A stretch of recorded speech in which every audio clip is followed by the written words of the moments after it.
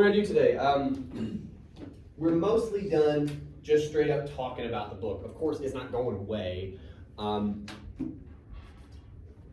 I tend to not assign you guys anything over this last weekend with the hope that anyone who wasn't able to finish it last week, and I know that's probably a fair amount of you. Somebody tell her. You remember your name? More importantly, I remembered your face. I went Molly, and you weren't there. I'm so sorry. No, the point, no, that's not the point. It's not guilt. The point is it's a celebration. Good job. Thank you. All right, where was I? Oh, the hope was that if you weren't able to finish for last time, and I know that's probably a fair amount of you, you had this weekend to get caught up.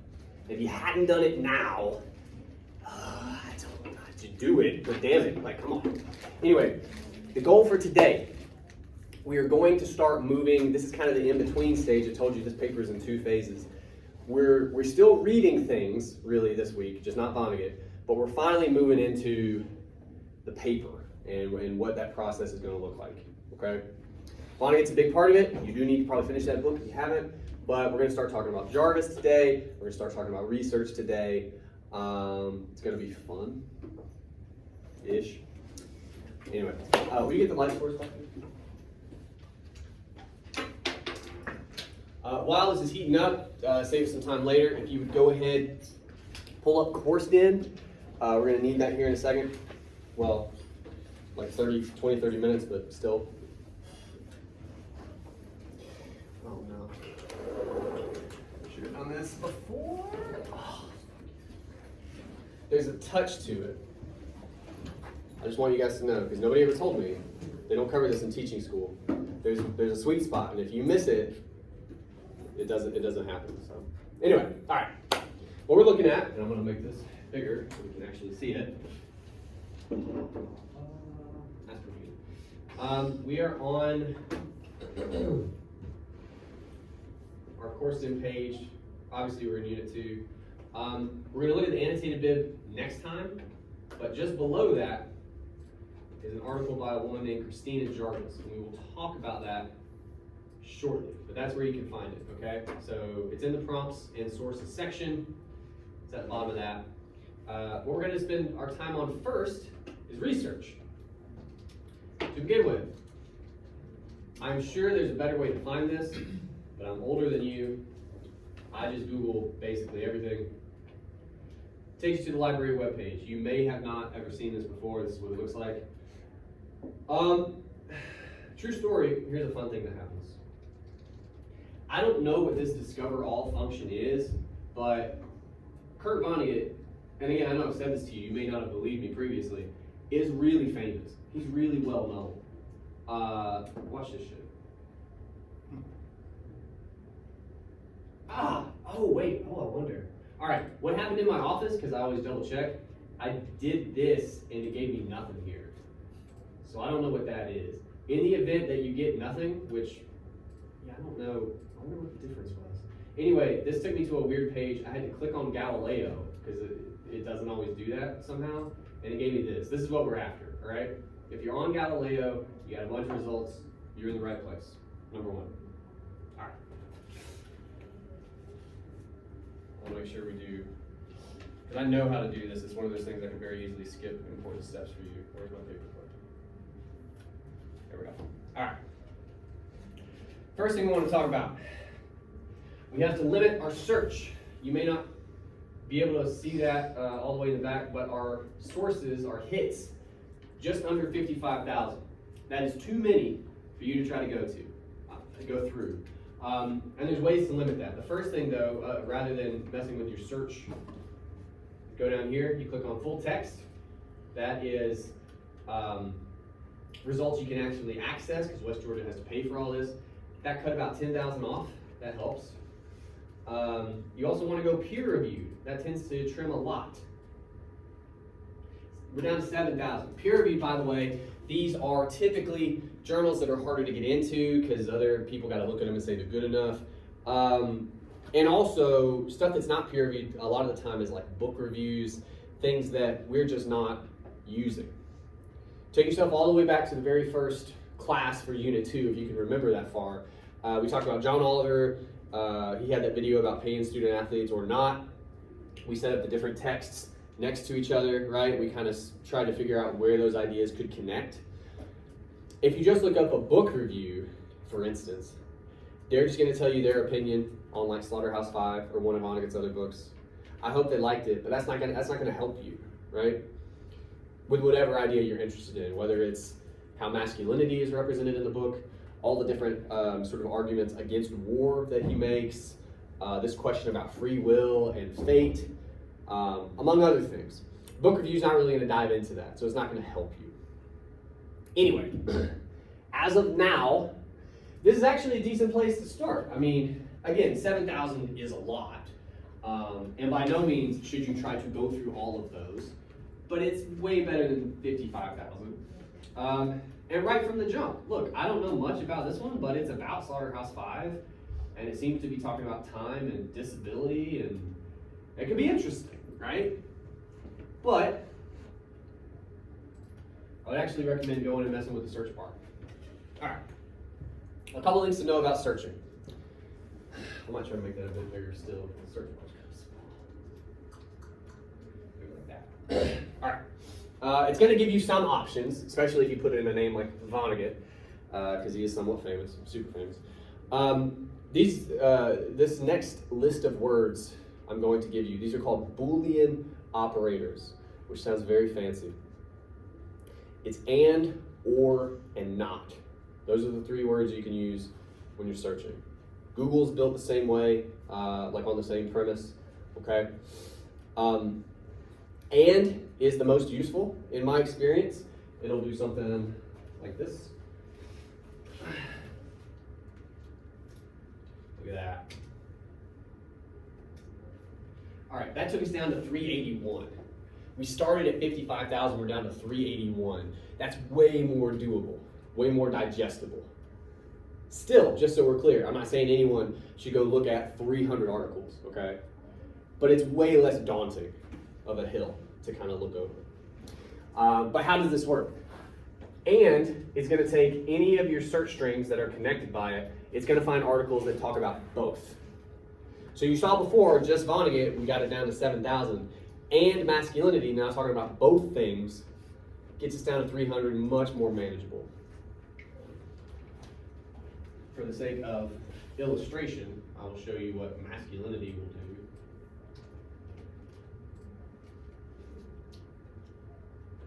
That takes us to 320,000. So again, you don't want to do that either. All right, so here's our list from before, 300 of them.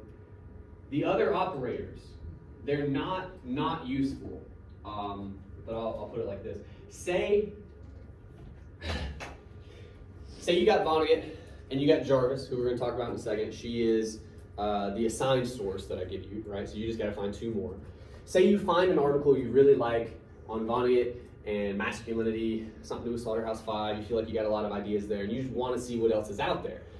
You can limit your search in a different way. Now we're going to find basically everything we can find on Vonnegut that doesn't explicitly talk about masculinity. That's what not will do. 6,700. That's kind of a lot, but it's still better than 55. And again, it seems to really want us to think about this time and disability article, okay? That keeps popping up at the top of our search. Another thing you can do, let's go back to our original search. You can modify it further. Say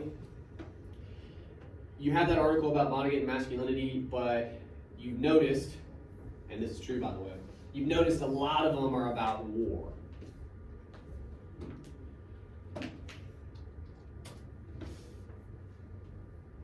That gets us to 20, right? Now, at a certain point, when numbers start getting, really low, the sources aren't always great, okay? Just because it's just weird. It's just weird. You will occasionally find something awesome, like already, that's a really interesting title, but it's also talking about Latin American literature, which I'm going to go out on a limb and say has not a lot to do with Kurt Vonnegut. He was of German descent. He's not a very Latin guy. He's just not. He's super white.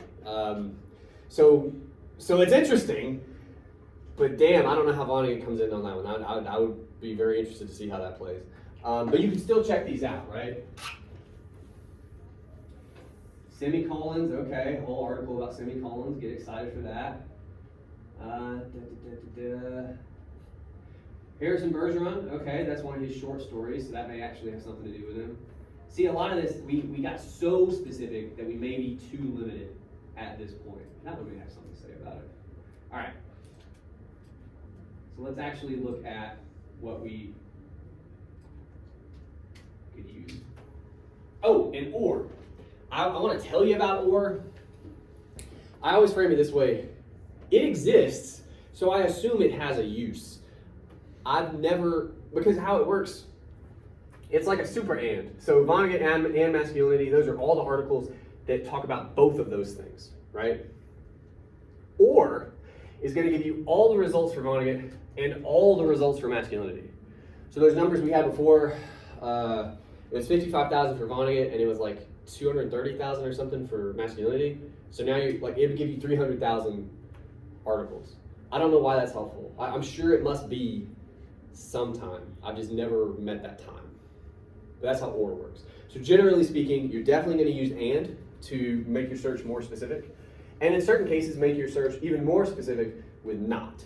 Those are really the two that will come in handy. Okay, let's actually talk about how to conduct research. First thing you have to do, hey, by the way, so many of you guys are going to use this one. I teach this paper a lot.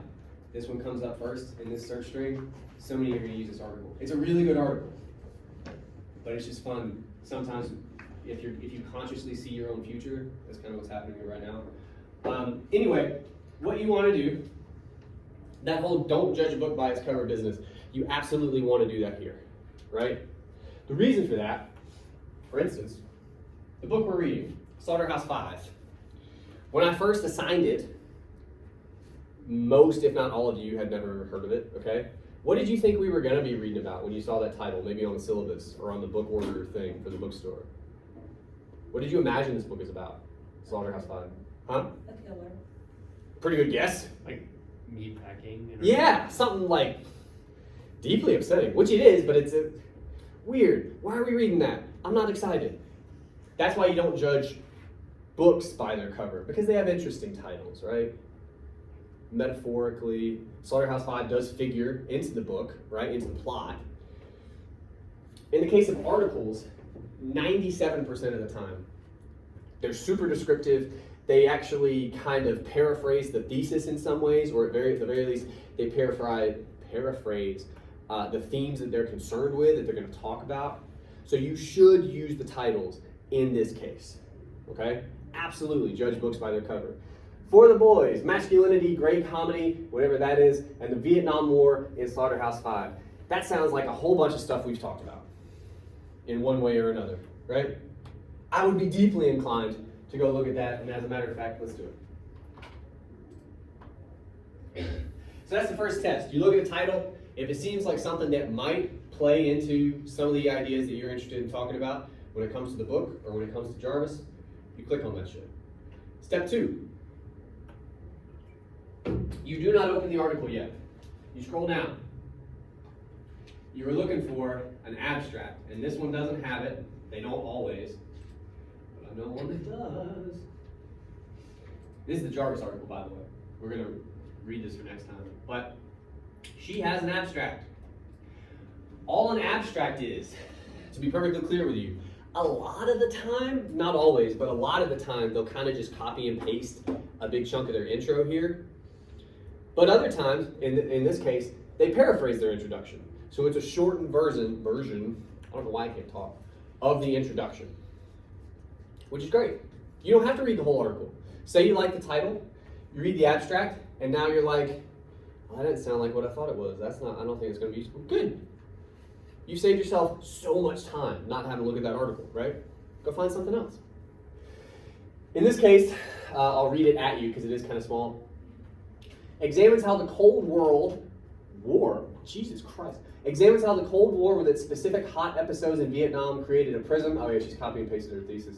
for reimagining and reconfiguring cultural narratives. There's something we've talked about masculinity in World War II. We have absolutely talked about some of that. She reads Kurt Vonnegut's Slaughterhouse-Five, Thomas Pynchon's Gravity's Rainbow, which we did not talk about. That book is insane. Privileged Space That the Good War Occupies in America's Cultural Imagination. Some stuff about bodies. That sounds like it's roundabout in the same neighborhood as our conversations. So now, I would click on the article. It's usually over here on this side. In this case, we had a PDF. You'll have different ways to get to it, but all right. So what we have here, I still, by the way, I'm not going to read the article, just to be clear. I'm going to look at it. How's it built? Some of this takes practice, by the way. Grad school is a lot of skimming. Already I see that there's sections to this, okay? We got about 3 paragraphs. We have precisely 3 paragraphs, actually. And then we have a section break. Slaughterhouse-Five, A New Kind of War Story. That tells me, likely, that these first 3 paragraphs are an introduction. If I'm going to read anything in this article, I'm going to read those 3 paragraphs. And again, if by the end of those 3 paragraphs, I don't feel like this will work for whatever I'm going to talk about in my paper, whatever I'm trying to research, I'm done with it. I'm done with it. If I read those 3 paragraphs and I'm like, I think this is going to work, it probably will, because that's what an introduction is meant to do, right? Granted, this one is 3 paragraphs, so it's different from the ones you guys write in these classes, and I'll come to you. It's different from the ones you guys write, but it's also like a 30-page article, which is different from the papers you guys write. So the introduction's gonna be longer. You gotta introduce more ideas, more stuff. The other thing I'll point out to you, and then I won't forget you. I'll never forget you. This section is about Slaughterhouse-Five. Okay, I'm probably gonna go read that. It's about half the paper. Yeah. The next section, I'm not gonna scroll and find it, is about Gravity's Rainbow. We didn't read that, we didn't talk about it. Fuck that book. I'm not gonna read that half of the article. I'm not gonna read it. It's not useful to me, right? What I'm trying to get across, and again, there's no reason you guys would know this. So much of research is, I'll say saving yourself time, but it's like using your time super constructively, right? And this is, I mean, I'm thinking about grad school, which you are not in, okay? But even right now, say none of you know what you want to write about, which is fair at this stage, but you have some ideas, or you like some parts of the book, okay? And you go looking for stuff, and you turn up 300 articles. You cannot read all of those. That would be bananas. You can't read 10 articles in full. They're 30 pages apiece. Somebody help me out with that math. How many pages is that? 30 times 10. 300. 300 fucking pages. That's a book. You can't go do that. So save yourself time. Use titles, use abstracts when they're there. They're not always, but they're usually there. And then beyond all that, look over the introduction. Read over the first couple paragraphs, whatever, right? And if it passes all those tests, then you can go look at the article. You may not even read all of the article. Does it have sections? Longer articles often do. Use those to guide you. Save yourself that time, right? That's what I'm recommending here. And then go read the stuff. What was your question, sir? You answered it. Sweet. All right. Any other questions about any of this? I worry because I go through it real fast. Like legit, is anything not clear? Or did I say something that didn't make enough sense? How did you get here again? Well, I grew up. No, okay. I got some fun stories about growing up. Anyway, okay. I can give you like the quickish play-by-play. Here, we'll start here. All right. We looked up Vonnegut. Gave us too many results, but no matter what you look up, you want to come down here. You want to click on full text, because that will limit your search to what you can actually access. And you want to click on peer reviewed. All right, so we're looking better here. And here's again that paper they really want us to look at. I'm really curious about that. But for the sake of just showing you guys how all this worked, I used and. I made our search more specific. I looked up Vonnegut and kind of the thematic conversation piece for this class. And it gave us some pretty good articles. And there's more stuff we could look at, by the way. For number 6, if we're just looking at titles, The Importance of Being Men, the Africa Corps in American Captivity. That sounds really interesting.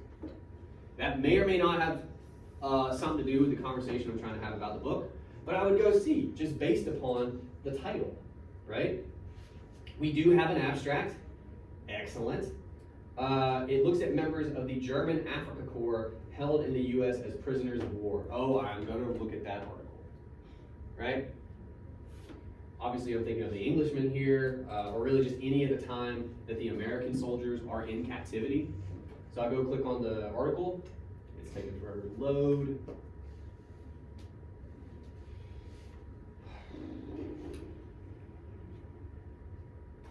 Okay. And look, right here, you're just gonna kind of look at it for a minute. I'm scrolling. Oh, she's got sections too. I say she, I think it's a dude actually. But anyway, that's where her section starts. It's super early in the paper. What does that tell me about these first 2 pages? It's introduction. It's probably the introduction. So I'm gonna go read that. I'm gonna read the first 2 pages. That's their intro. And if it's not what I thought it was, or again, if my mind has changed, I'm like, I don't think this will work, I move on. I go look at other stuff. But if I read that introduction and I'm like, this is good, then I'm gonna dive into the rest of the paper. And I didn't cover this, but even then, you can skim. This article is 26 pages long, and I know you guys are gonna like start sweating as soon as I start putting out numbers like that. I will tell you the first however many pages, last couple pages are gonna be citations, right? So the article is actually probably 20 pages long. But even so, I read the intro, I like it. I'm gonna skim this stuff. I'm not gonna read all of it necessarily. I mean, if you got some time, go ahead and do it. Skim. You know on some level what your ideas are or what you're kind of looking for. So just kind of look around, you know? If you find something that catches your eye based upon that skimming, you start reading, you dive in further. But it's all about saving time.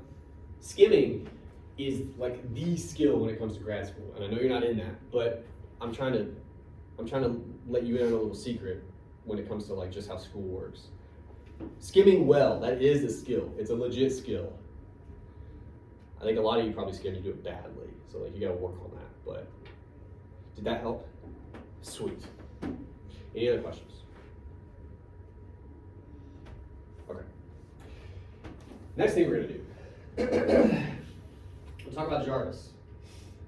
So, as I said, we're back on course 10 here. We are at Jarvis. If you would, and this is why I asked you guys to access this on your phones, I'm not going to scroll for everybody. We're going to talk about her introduction. We're going to kind of put into practice one of the big steps I just talked to you about. So for Jarvis here, she has a little epigram here at the top. She's got 1 paragraph, 2, 3, and then she has that section break. All I want you to do for the next couple minutes, 2 things. 1, I want you to read those first 3 paragraphs, okay? And then number 2, to the best of your ability, what arguments is she making? Like she's making an overall argument, I suppose, but what are some of the other ones? Can you understand them? Barring that, if you could just tell me, because we're calling this an introduction, where are her parts to the introduction? I'm telling you they're there, by the way. Anyway, take a couple minutes, read over this, we're going to talk about it. Go for it.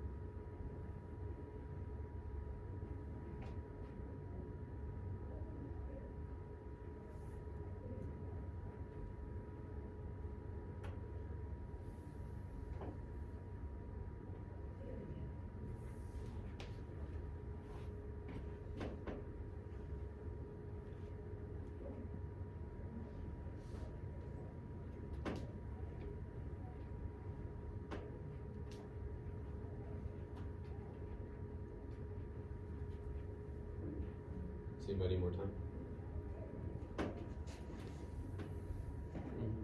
Okay. All right. So, to begin with, as I said before, several times, we have 3 paragraphs. We're going to go, for the most part, paragraph by paragraph.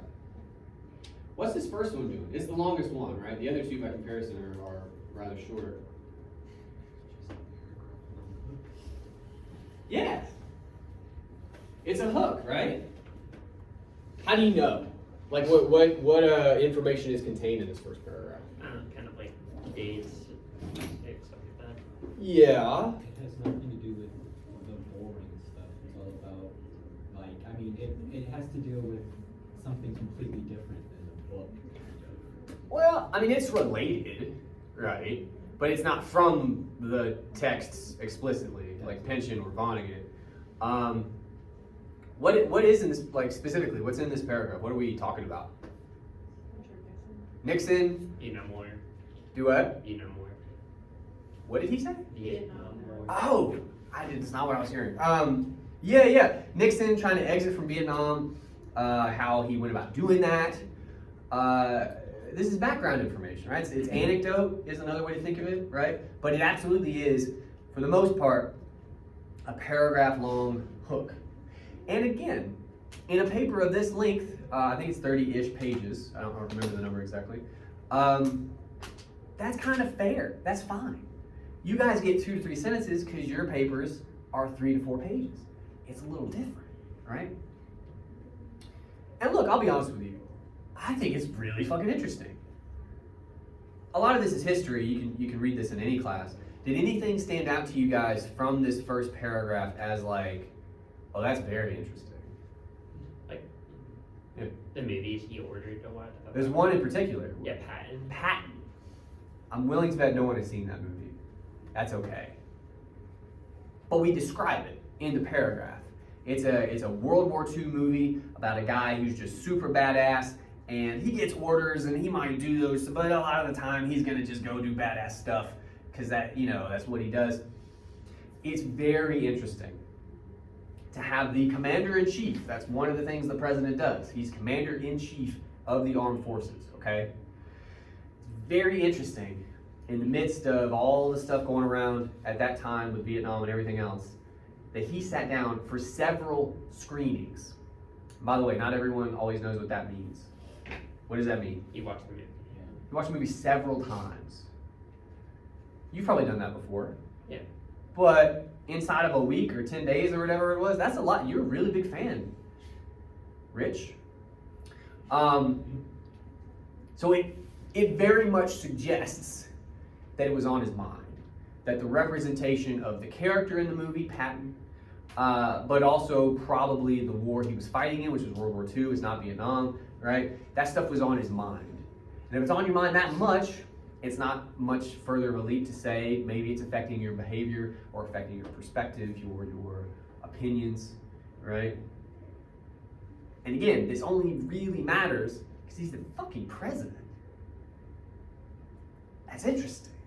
That's interesting. And as it turns out, topical. So again, I agree that 90% or whatever of this paragraph is hook and interesting sort of historical information. Okay.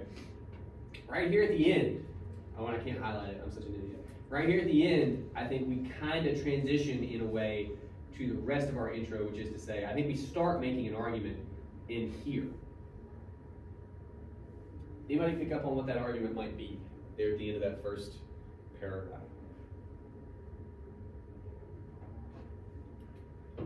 We're basically kind of saying this is Dick Nixon's headspace type of thing.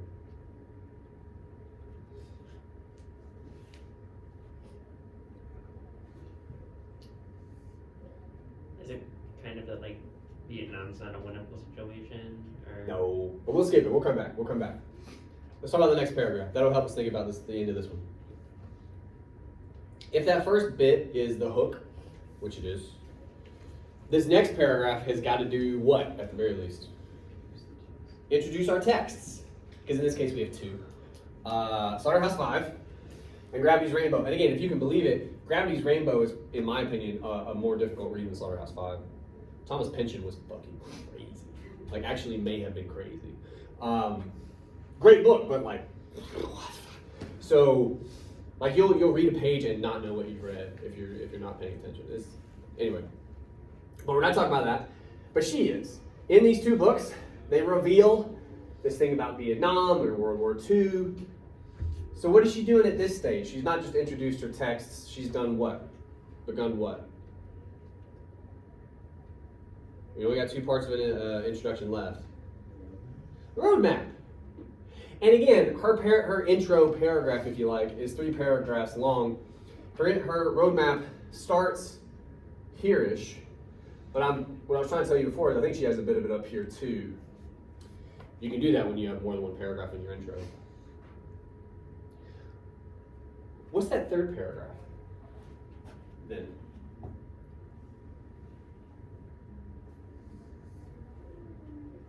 Part of the introduction is that. The whole thing is her thesis. Yeah.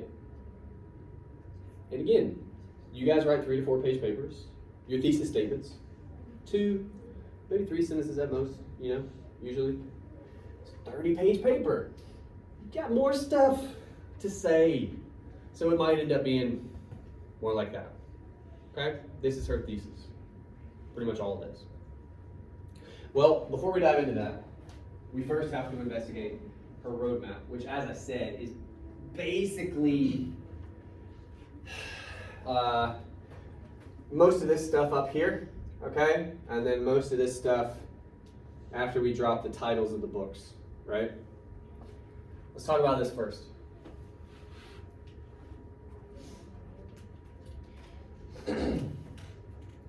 They remind us that Nixon, like his predecessors, so she's saying former presidents as well, he was haunted by the specter of World War II, a war that offered Americans a clear-cut, decisive victory and positioned the U.S. as global superpower.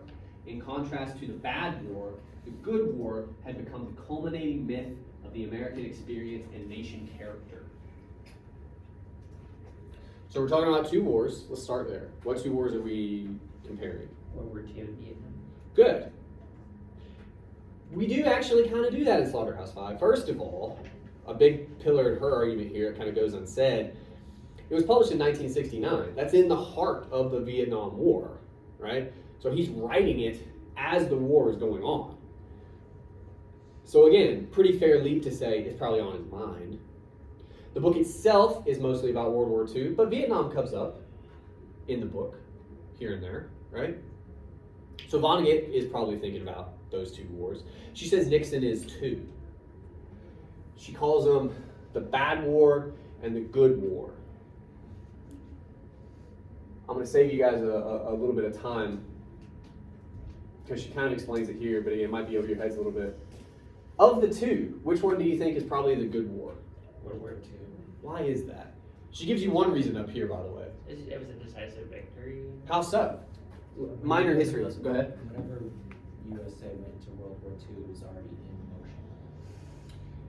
motion. Well, if I take your meaning, like we didn't start it, we damn sure finished. But that's kind of what she's saying. The decisive victory. Hitler, if you're not aware, killed during his honeymoon. He marries Eva Braun, marries his wife, shoots her in the head, shoots himself in the head, has them both burned in a ditch because he knew what would happen to their bodies when they were captured. Because what had been done to Mussolini, his buddy, it's not good. Japan, on the flip side, we've talked about this already this semester, we bombed the shit out of those guys. We did do that. And however you may feel about that, I think we could all agree it's decisive. It's decisive. Conversely, Vietnam, bad war, and this doesn't often get covered in your history classes because you got to cover a lot of stuff. Does anybody know how that war wrapped up for us? We just kind of left, right? Yeah. Yeah, we ran away. Yeah. Legit, it was to the point where there's all this footage of people taking off from embassies and stuff with armies coming, and there's people trying to like jump on helicopters. Don't leave me! Like, so, like, it's not good. There's also footage of us like pushing helicopters, our own helicopters, off into the sea because we knew we couldn't get them out, and we didn't want the bad guys to get them. So like, this is what we have to do. Like stuff like this. It's not. By most accounts, we didn't win that one, right? That doesn't make us feel good. It doesn't feel good when you lose, right? So that's a big one. There's another good reason it's a good war as opposed to a bad war. Who do we fight in World War II? Nazis. With your chest, please.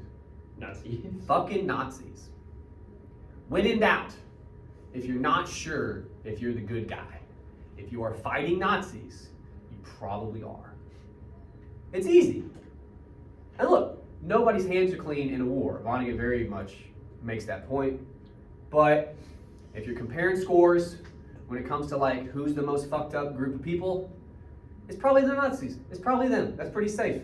Well, we fought those guys. We feel good about that. Vietnam, again, conversely, you know, North Vietnam was almost certainly backed by communist forces, Russia and or China, okay? So we're fighting them, we're not fans of them, right? But most of the people being killed in Vietnam, soldiers, also civilians, mostly just people who wanted a different government from the one we had. And we were like, that's not okay. That's harder. That's harder to feel good about, right? It's damn sure not Nazis.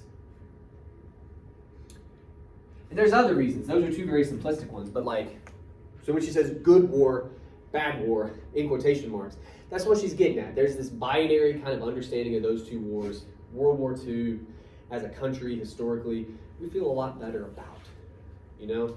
And even Japan, with the atomic bombs, we don't always look good for that, but back to the point you made initially, it's not like we started that shit. You know what I'm saying? Like, we always got that to fall back on. So that's the narrative. That's the cultural narrative. She's saying, okay, I was blinded. Go ahead.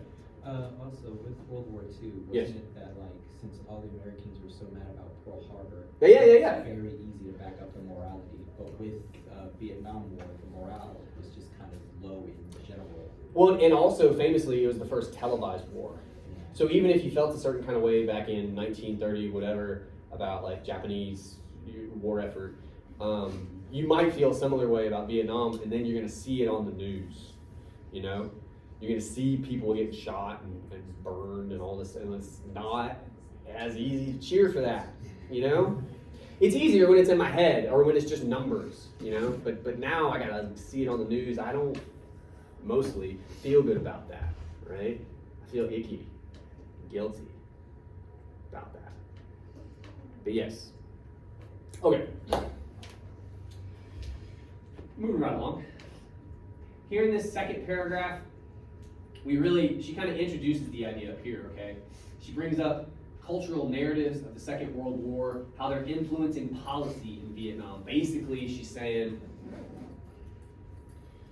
again, also tying back into Nixon watching Patton a whole bunch. This is how we did it back then. We approached it this way. We had this mindset. We can do that again. We can make this a good war again, type of thing. And she kind of slides in a larger point that she thinks Slaughterhouse-Five and Gravity's Rainbow are making about World War II. So if you read, I guess from Vonnegut, read from Kurt Vonnegut to the end of this second paragraph. We're going to talk about that.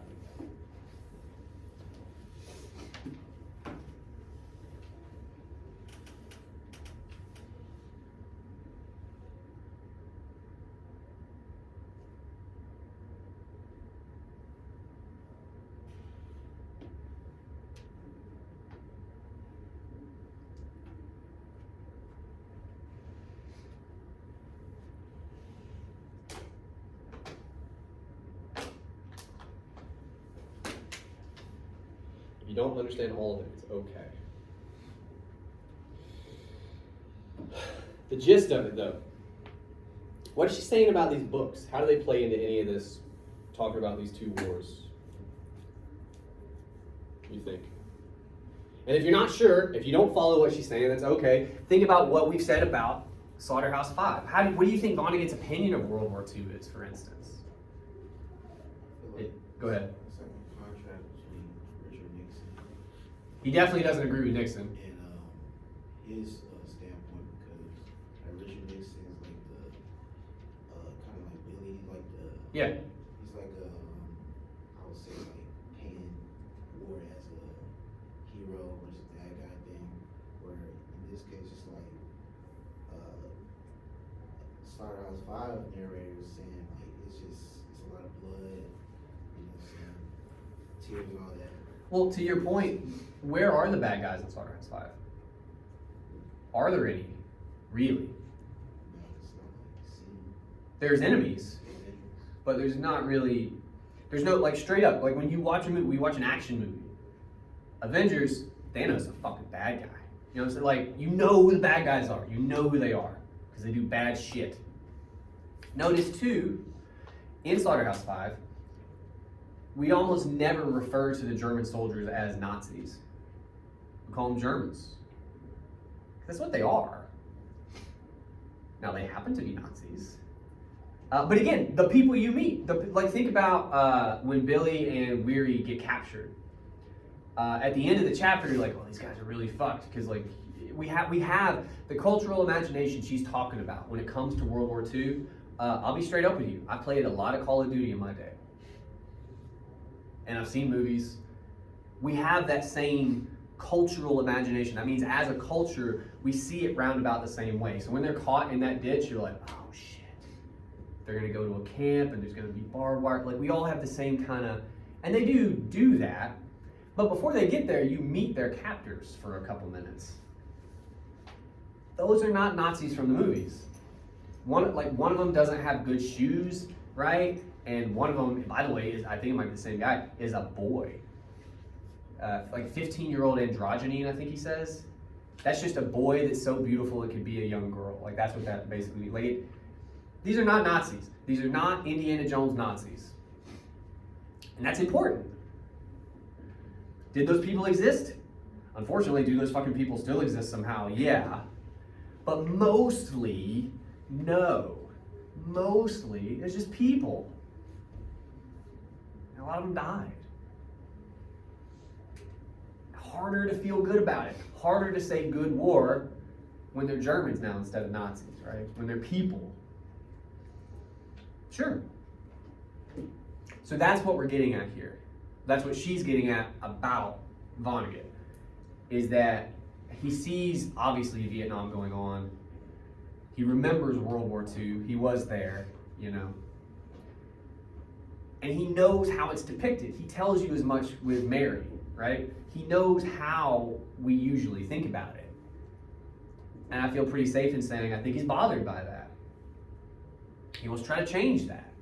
So he gives us a book that's kind of one of his central aims, right? Is to take the narrative that we have about World War II and say, you know, the way you guys feel about Vietnam right now, yeah, that's not just the Vietnam War, that's just war. Like that war just kind of sucks all around.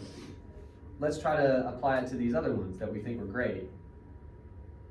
That's basically what she's saying, okay? So all the good war, bad war stuff, that really is just, because it's in quotation marks, because that's how we consider them. And her point is, Vonnegut's trying to dispel that myth, basically. Last but not least, the thesis. It's going to be tricky, because it's a big old thesis for a big old paper, but I want you to try it on anyway. Go ahead and read that last paragraph real quick. We'll talk about it.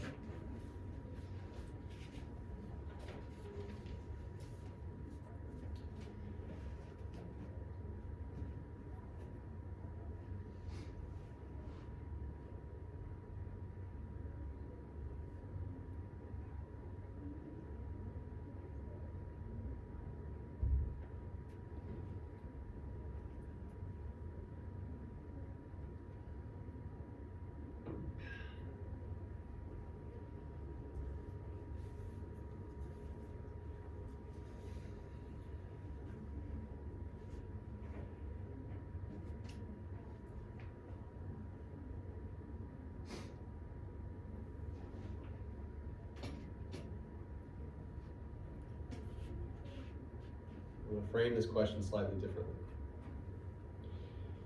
Is there anything, and I mean anything at all, from this last paragraph that you understand? I just want to start there. Like, this kind of made sense, type of thing. Yes. Cool. All right. I was not seeing any hands. I was actually a little worried. But what might that be? For me, one thing that started to make sense is that what she's saying is like this book, like these texts aren't necessarily about like these texts are more focused on breaking down the Second World War and trying not to make it look like the good war that it is, and instead showing like how bad the war really was. Yeah. Basically, and again, it's kind of what she was talking about in the previous paragraph, like breaking down the cultural assumptions that we have about it, right? The whole first unit, we talked a lot about stereotypes and how those shape people and how people see people. We do that with everything. The whole cultural imagination business, we have that about war, we have that about poverty, we have that about everything, okay? And in this case, again, yeah, fuck, the most recent Call of Duty is like Go to the Future, because at some point they're just making the same game over and over. For a long time, they were about World War II. And it was fun. It's still fun. Those games are great. Vonnegut would have a real problem with those games being so fucking fun. He have real trouble with that. Well, no, Vonnegut, come here, man. Like, watch, you're gonna go in this trench, you're gonna stab the fuck out of that guy, right? And then this other guy's gonna turn, you're gonna stab him too. So what the fuck is wrong with you people? Yeah, like, fuck yeah. But again, like it's in our imagination, that's all it is. It's like, it's just enemies, ha ha ha ha. But that's not how the real world works. Yeah, that's somebody's dad. That's like, you had a family, right? Like it's very different. It's very different.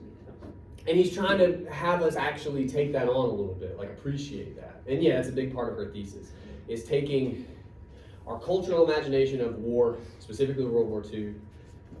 That generation is called the greatest generation, right? And I'm not trying to take anything from those people, by the way. They lived through shit we'll never understand, like, just to be clear. But he's trying to say, it's not all good. It's not all like movies or video games, which you couldn't even have imagined.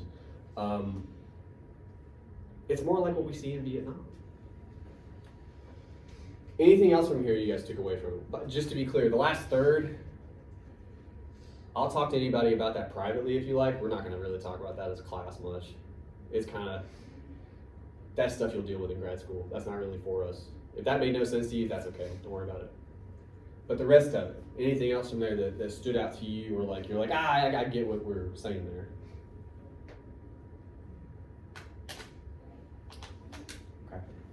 Okay. See if there's anything else. I mean, no, we basically did it. So the big takeaway here with this paper, what I'm kind of trying to highlight for you is two things. One, you can understand these things. They don't write like you write. They probably don't write like you speak either. That's okay. They still speak the same language. It is the same language, okay? If you don't even understand everything, that's okay. If you can understand some things, especially if they happen to be some of the primary points, and we're reading the introduction, so there's a good chance that's the case, then you got it. You got a foothold in it. You can figure out enough to take something from the paper, okay? The second point I want to make to you is, again, minus this last third, which we're not really going to spend time on. It's interesting, but it's just, that's beyond this class, okay? If that doesn't make sense to you, don't worry about it. The first 2/3 there is most of the article, and that is more than enough for you to dig into, for you to talk about the idea of this cultural narrative that we have about war, specifically World War II, and how kick-ass it was, as opposed to the reality that Americans were facing in the 60s and 70s when they actually saw this on TV, and it didn't fit the story. It didn't look like they thought it was supposed to. Well, they didn't like that. And again, her point is, Vonnegut goes, yeah, exactly. So, Vietnam, World War II, not that different. Just bring it back. She's going to talk a lot about that. She also mentions masculinity in here as part of that too. Again, that's part of the cultural imagination, tied in a lot of ways at the hip to war, right? What's one of the most masculine, classically speaking, occupations you can have? Soldier, right? But the point she makes is, Well, if we're kind of tearing down war in that way, we're probably going to do similar work to masculinity because they are tied so closely together. So that'll be in there too. Other things I want to note for you. I mentioned this particular article, like many, this particular article has sections. This next thing is important, by the way. Some of you are fading on me, and it's okay. The classroom has been dark the whole time, I understand it. This is important. I'm telling you all, this is important. Okay. You only have to read half this article. This is important. Because if you read all of it, and you come in on Thursday, and I remind you you didn't have to read all of it, you will be pissed off. You only read half. You scroll enough, and now I will have to find it. It's in here somewhere, I know it is. Oh, is it? Yeah. What do you imagine she talks about starting right about there? Yes. What book did we have no idea about? Yes. Would some of it, and just to be clear, would some of it apply to our discussion? For sure.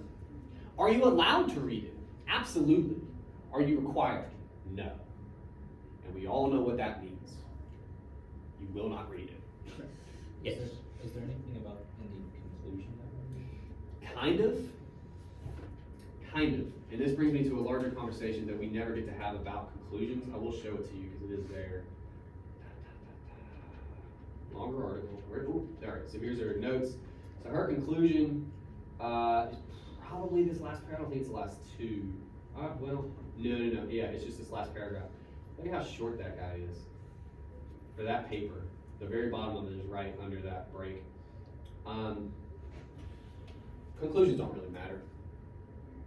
You should have them, but they don't matter.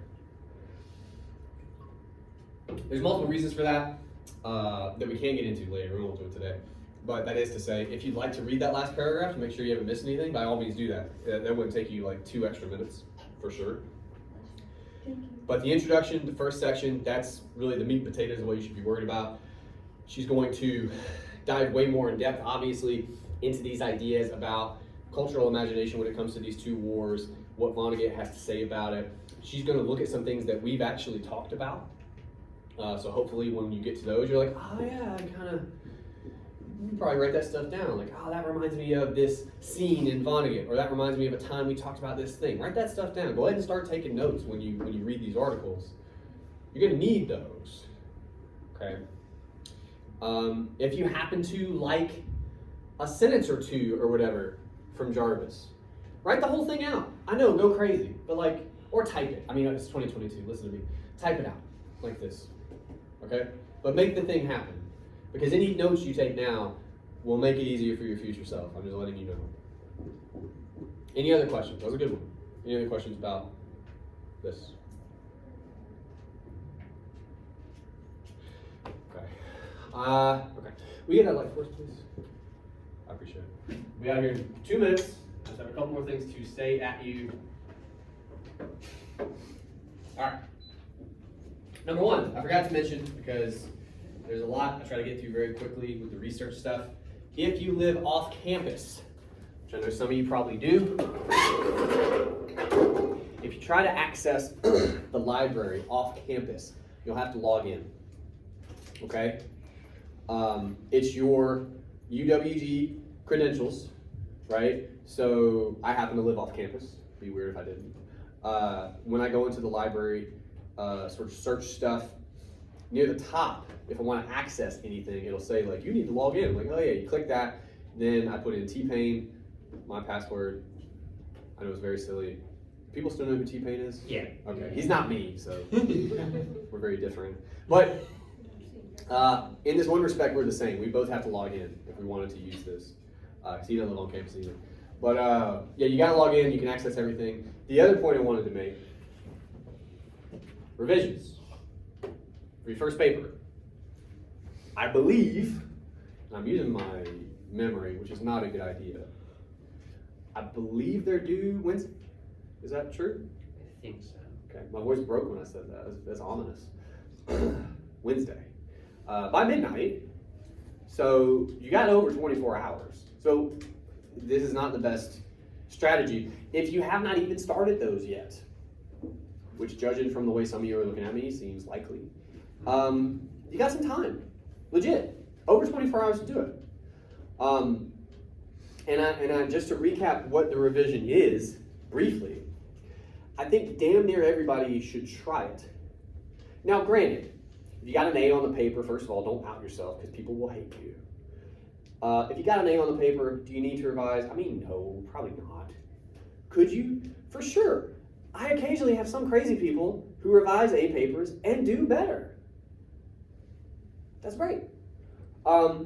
Usually, though, it's for the people that don't, and that's fine too. Get a better grade, man. I don't know if I mentioned this when we talked about revision. I replace your grade. If it's better, I just straight up replace it. So legit, if you got like a C or even a D, in some cases it does happen, I'll have people every semester who pull a B on the revision. Well, now you have a B on the paper. You don't have what you had before.